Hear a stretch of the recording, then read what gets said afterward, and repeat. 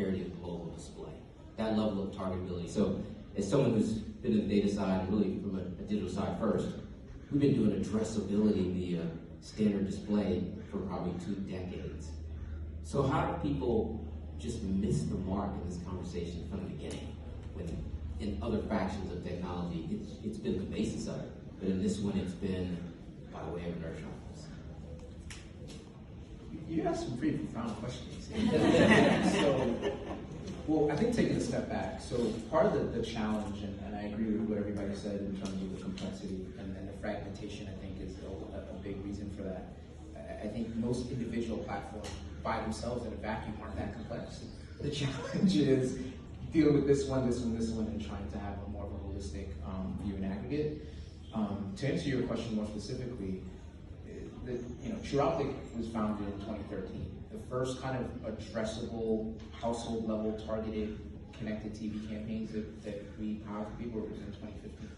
So, it's been on, and we patented the concept of a household graph for connected TV in 2014. So this is a decade later. I would say that the biggest challenge is adoption and knowledge, right? So if in 2015 we do a campaign with, like, I think it was Modi and BMW for addressable based off of households that had a lease for expiring within 6 months or 60 days, I don't remember the time period, and then hitting them back again with an ad for a lease. I mean, that was done almost a decade ago, right? And a decade ago you could see unique household reach and frequency. It was more tied back then. It was a very simple concept of household. It was IP, right?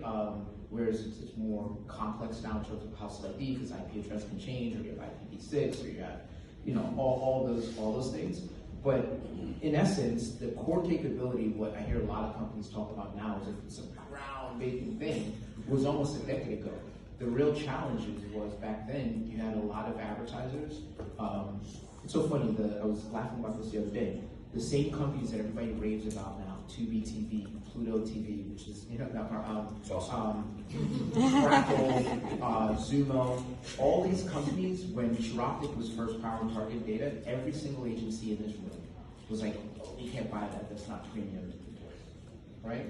Yeah. Right? And like, well, if we have validated the audience, and you're aware of what the content is, and it's on the biggest TV, the biggest screen in the household, well, it's not premium because you just say it is. And so I think a lot of the challenges with the complexity are the fragmentation, but also just varied levels of acceptance across the industry and knowledge. And so there's companies now that there's companies maybe in this room or whatever have you, that 2 years from now will do things that your competitors were doing 5, 6, 7 years ago, right? And